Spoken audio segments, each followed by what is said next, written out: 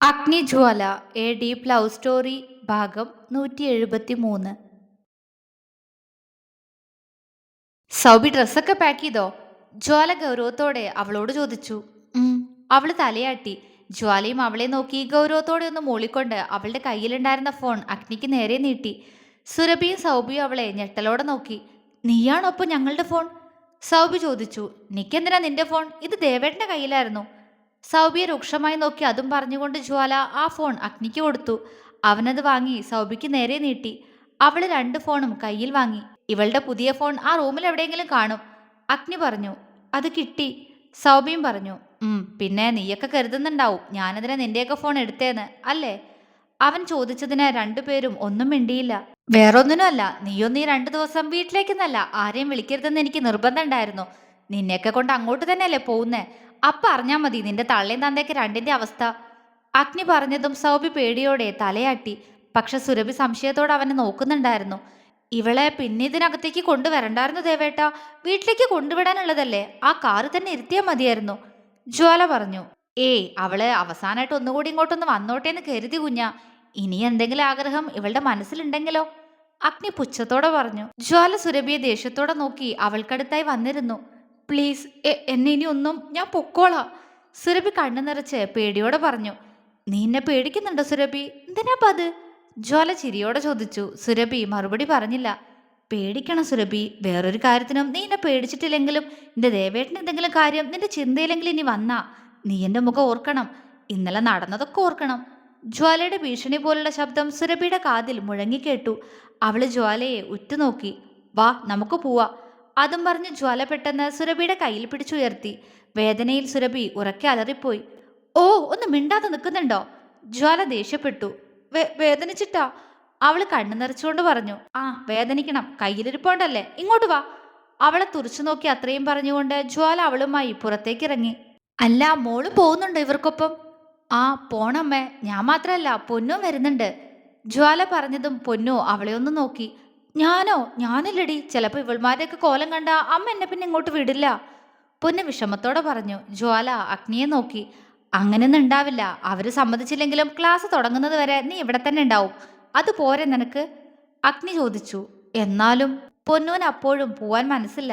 നീ ഒന്ന് കേറിയടി ഏട്ടത്തി, അവള് വന്നോളും. അപ്പുവാണ് അത് പറഞ്ഞത്. ജ്വാല തലയാട്ടിക്കൊണ്ട് സുരഭിയെ വലിച്ചു കൊണ്ടുപോകും പോലെ പുറത്തേക്ക് കൊണ്ടുപോയി. വേദന കൊണ്ട് അവൾ കരയുന്നുണ്ടെങ്കിലും അതൊന്നും ജ്വാല ശ്രദ്ധിക്കുന്നില്ല. സൗബി ബാഗെടുത്ത് അവർക്ക് പിറകെ പോയി. ഏട്ടാ, 2 കാർ എടുക്കണോ? അപ്പു ചോദിച്ചു. വേണ്ടടാ, അവളുമാർ അവിടെ ഇറക്കാനല്ലേ, ആ കാറ് മതി, നീ വാ. അതും പറഞ്ഞ് അഗ്നിയും കാറിന്റെ അടുത്തേക്ക് നടന്നു. അപ്പേട്ടാ, ഞാൻ വരണോ? പൊന്നു വിഷമത്തോടെ ചോദിച്ചു. വാ. അത്രമാത്രം പറഞ്ഞുകൊണ്ട് അവളുടെ കയ്യും പിടിച്ച് അപ്പു കാറിന്റെ അടുത്തേക്ക് നടന്നു. ചിത്തു അവരെ അമ്പരപ്പോടെ നോക്കി. മീനു അമ്പരന്നവരെ നോക്കുന്നുണ്ട്. ഇതൊക്കെ എപ്പോ? ഇവര് രണ്ടും കീരിപ്പാമ്പ് പോലെ ആയിരുന്നല്ലോ. ചിത്തു സംശയത്തോടെ ചോദിച്ചു. അതാ അമ്മായി ഞാനും നോക്കുന്നേ, ഇതൊക്കെ എപ്പോ? അപ്പോ ഇന്നലെ രാത്രി ഇവള് പറഞ്ഞത് മാത്രമല്ല സംഭവിച്ചെന്ന് തോന്നുന്നു. അതിലപ്പുറം എന്തൊക്കെയോ നടന്നിട്ടുണ്ട്. മീനു ആലോചനയോടെ പറഞ്ഞു. ചിത്തുവിനും അത് ശരിയാണെന്ന് തോന്നി. മാസങ്ങൾക്ക് ശേഷം മംഗലത്തെ തറവാടിന്റെ ഉമ്മറത്തേക്ക് കയറി ചെല്ലുമ്പോൾ പഴയ ഓർമ്മകളിൽ ജ്വാലയുടെ കണ്ണുകൾ ഈറനായി. ജ്വാലയുടെ ജീവിതം തുടങ്ങിയിടം, കണ്ണുനീർ പടർന്നിടം, പ്രാണനായവർ അകന്നു പോയിടം. അവളുടെ കണ്ണുകൾ അസ്ഥിത്തറയിലേക്ക് നീണ്ടു. അവിടെ എൻ്റെ ജീവനായിരുന്ന 4 പേരുണ്ട്. പക്ഷെ ആ സ്ഥലം ഇപ്പോ കാട് പിടിച്ചു കിടക്കുന്നു. ഞാൻ പോകുന്നവരെയും അവിടെ വിളക്ക് വെക്കാറുണ്ടായിരുന്നു. അതിനുശേഷം പൊന്നു അതെല്ലാം ചെയ്തിരുന്നേ. പക്ഷെ ഇപ്പോ അവള് കൂടി ഇവിടെ നിന്ന് മാറി നിന്നപ്പോ ജ്വാലയുടെ ചുണ്ടുകൾ വിതുമ്പിപ്പോയി. അവളുടെ നോട്ടം ചെന്നിടത്തേക്ക് നോക്കി അഗ്നിയുടെ മുഖവും മങ്ങിപ്പോയി. അവൻ അവളെ ചേർത്ത് പിടിച്ചു. ജ്വാല കണ്ണു നിറച്ച് അവനെ നോക്കി.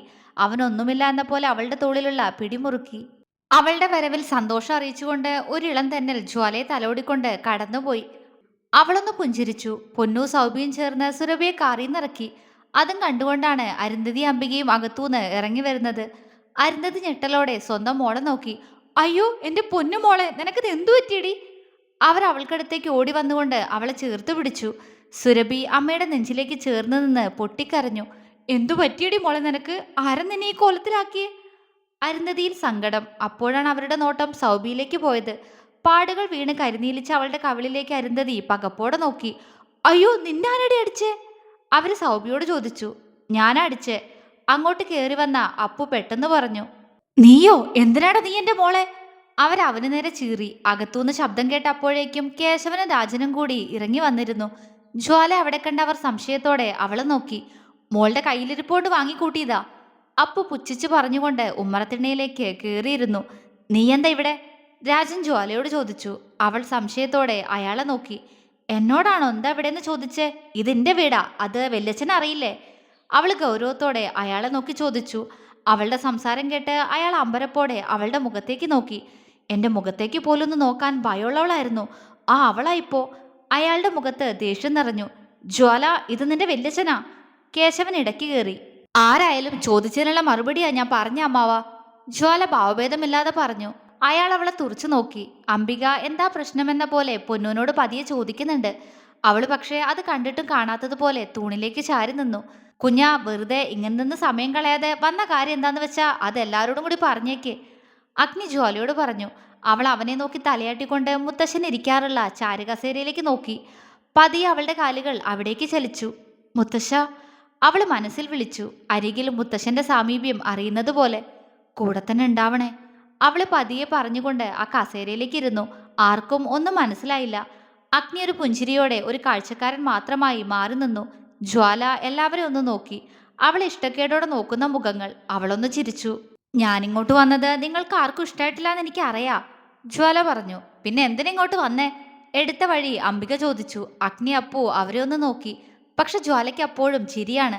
അതല്ലേ അമ്മായി ഞാൻ പറഞ്ഞേ, ഇതിന്റെ പേരിലുള്ള തറവാടാണെന്ന്. അവൾ പറഞ്ഞതും അംബികയുടെ വാടഞ്ഞു. ആ പിന്നെ പറഞ്ഞു വന്നത്, അന്നിവിടെ നിന്ന് പോകുമ്പോൾ ഇനി ഒരിക്കലും ഇങ്ങോട്ട് വരരുതെന്നായിരുന്നു എൻ്റെ ആഗ്രഹം. അതൊരിക്കലും എൻ്റെ അച്ഛയമ്മയും മുത്തശ്ശനും മുത്തശ്ശി ഉറങ്ങുന്ന ഈ മണ്ണിലേക്ക് വരാനുള്ള ഇഷ്ടക്കുറവുകൊണ്ടല്ല. പക്ഷെ ഇവിടെ വന്ന ശേഷം വീണ്ടും അന്നത്തെ പോലെ എന്തെങ്കിലും ഉണ്ടായാലോ എന്ന് പേടികൊണ്ടായിരുന്നു. അവൾ പറഞ്ഞു നിർത്തി. അവൾ എന്താണ് പറഞ്ഞു വരുന്നതെന്ന് മനസ്സിലാവാതെ അഗ്നി ഒഴികെ ബാക്കി എല്ലാവരും അവളെ സംശയത്തോടെ നോക്കി. അരുന്ധതി സുരഭിയെ പിടിച്ച് ചേറിൽ കൊണ്ടിരുത്തി. അന്ന് അങ്ങനെ ഒരു തീരുമാനം എടുത്തു പോകുമ്പോൾ എന്നെ വിഷമിപ്പിക്കരുതെന്ന് കരുതിയത് കൊണ്ട് മാത്രമാണ് എൻ്റെ ദേവേട്ടൻ നിങ്ങളോട് ആരോടും ഇവിടെ നിന്ന് ഇറങ്ങിപ്പോവാൻ പറയാതിരുന്നേ. പക്ഷേ ജ്വാല ഒരു നിമിഷം അവൾ പറഞ്ഞതൊന്നും നിർത്തി.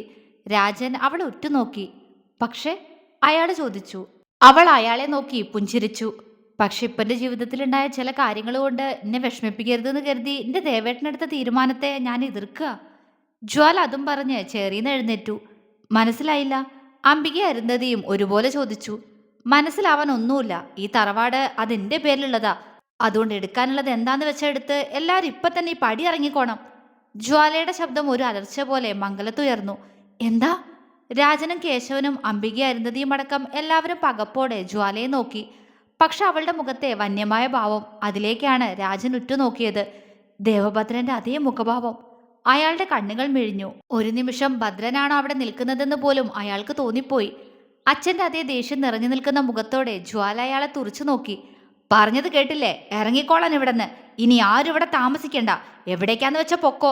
പക്ഷേ ഈ തറവാട്ടിൽ ഇനി ആരെയും ഞാൻ കണ്ടുവരുത്. കണ്ടാ? അവൾ എല്ലാവർക്കും നേരെ വിരല് ചൂണ്ടി. അപ്പവും പൊന്നും അവളെ മിഴിച്ചു നോക്കി. അഗ്നി പക്ഷേ ജ്വാലയെ തന്നെ കണ്ണിമയ്ക്കാതെ നോക്കുകയാണ്. അംബിക അവളെ പകച്ചു നോക്കി. മോളെ ജ്വാലെ, നീ ഇത് എന്തൊക്കെയാ പറയുന്നേ? ഇങ്ങനൊന്നും പറയില്ലേ മോളെ. ഞാൻ നിന്റെ അമ്മായിയല്ലേ. എൻ്റെ ഏട്ടനിപ്പോ ഈ ഭൂമിയിലുണ്ടായിരുന്നെങ്കിൽ ഒരിക്കലും നീ ഇങ്ങനൊന്നും പറയില്ലായിരുന്നു. ആദ്യത്തെ ഞെട്ടല് മാറിയതും അംബിക കള്ളക്കണ്ണീർ ഒഴുക്കി തുടങ്ങി. ജ്വാല നെഞ്ചിൽ കൈകെട്ടി നിന്ന് അവരെ തന്നെ നോക്കി. എൻ്റെ ഏട്ടാ, കേൾക്കുന്നുണ്ടോ നിങ്ങളുടെ മോള് പറയുന്നേ? എന്നോട് നമ്മുടെ ഏട്ടനോടൊക്കെ ഇവിടുന്ന് ഇറങ്ങിപ്പോവാൻ. അതും പറഞ്ഞ് അംബിക നെഞ്ചത്തടിച്ച് കരയാൻ തുടങ്ങി. ജ്വാല അവരെ നോക്കി ആ നിൽപ്പ് തന്നെ തുടർന്നു. അല്പനേരം കഴിഞ്ഞിട്ടും ജ്വാല തന്നെ സമാധാനിപ്പിക്കുന്നില്ല എന്ന് കണ്ടതും അംബിക കണ്ണു തുടച്ച് അവളെ ഒന്ന് നോക്കി. കഴിഞ്ഞോ? അവൾ ചോദിച്ചു. എന്ത്? അവര് തേങ്ങിക്കൊണ്ട് ചോദിച്ചു. അല്ല, നിങ്ങളുടെ അഭിനയം കഴിഞ്ഞോ എന്ന് ചോദിച്ചതാ. കഴിഞ്ഞെങ്കിൽ എല്ലായിടത്തും ഇറങ്ങാൻ നോക്ക്. ഈ അഭിനയൊക്കെ കണ്ട് വിശ്വസിച്ചിരുന്നൊരു ജ്വാല ഉണ്ടായിരുന്നു. പക്ഷേ ഇനി അത് നടക്കില്ല. ജ്വാലയ്ക്ക് ആരുമായിട്ടും ഒരു ബന്ധവും വേണ്ട. ഇറങ്ങിക്കോ ഇവിടെന്ന്, ഇല്ലെങ്കിൽ അടിച്ചിറക്കും ഞാൻ എല്ലാത്തിനെയും. അവൾ എല്ലാവർക്കും നേരെ മുരണ്ടു. ഡി, അരുന്ധതി ദേഷ്യത്തോടെ വിളിച്ചു. മിണ്ടാതെ നിൽക്ക് സ്ത്രീയെ. ഞാൻ ഇവരോട് സംസാരിക്കുന്ന കാണുന്നില്ലേ നിങ്ങൾ? അതുകൊണ്ട് മിണ്ടരുത്. അവരുടെ ശബ്ദം ഉയർന്നതിൽ ഉച്ചത്തിൽ ജ്വാലയുടെ ശബ്ദം അവിടെ ഉയർന്നു. അരുന്ധതി അവളെ മിഴിച്ചു നോക്കി. ജ്വാല അവരെ നോക്കി പുച്ഛിച്ചുകൊണ്ട് വീണ്ടും അംബികയ്ക്ക് നേരെ തിരിഞ്ഞു.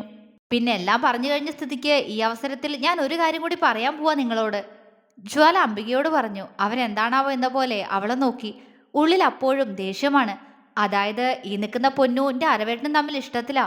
അതുകൊണ്ട് അവരുടെ വിവാഹം ഉടനെ തന്നെ നടത്തണമെന്നാ എൻ്റെ ദേവേട്ടനെ തീരുമാനം. ജ്വാല അപ്പൂനെയും പൊന്നൂനെയും നോക്കിക്കൊണ്ട് പറഞ്ഞു. രണ്ടുപേരും ഞെട്ടലോടെ അവളുടെ മുഖത്തേക്ക് നോക്കി. ഇപ്പോ ഇങ്ങനൊരു കാര്യം ജ്വാല എടുത്തിടുമെന്ന് പൊന്നു അപ്പു സ്വപ്നത്തിൽ പോലും കരുതിയിരുന്നില്ല. അപ്പോ ഇതിനു വേണ്ടിയിട്ടാണോ എന്നെ നിർബന്ധിച്ചിങ്ങോട്ട് കൊണ്ടുവന്നേ? ആ ഒരു ചോദ്യമായിരുന്നു പൊന്നൂന്റെ മനസ്സിലുണ്ടായിരുന്നത്. ഒപ്പം കേശവന്റെ അംബികയുടെയും തീരുമാനം അറിയാനെന്ന പോലെ അവൾ അവരെ തന്നെ നോക്കി നിന്നു. പക്ഷെ ഇങ്ങനൊരു അവസ്ഥയായിരുന്നിട്ട് പോലും ആ വാർത്ത കേട്ട് അംബികയുടെ മുഖം പൂനിലാവ് ഉദിച്ചതുപോലെ തെളിയുകയാണ് ചെയ്തത്. അരുന്ധതിക്കും രാജനും പക്ഷേ അതൊരു ഞെട്ടലായിരുന്നു. തുടരും.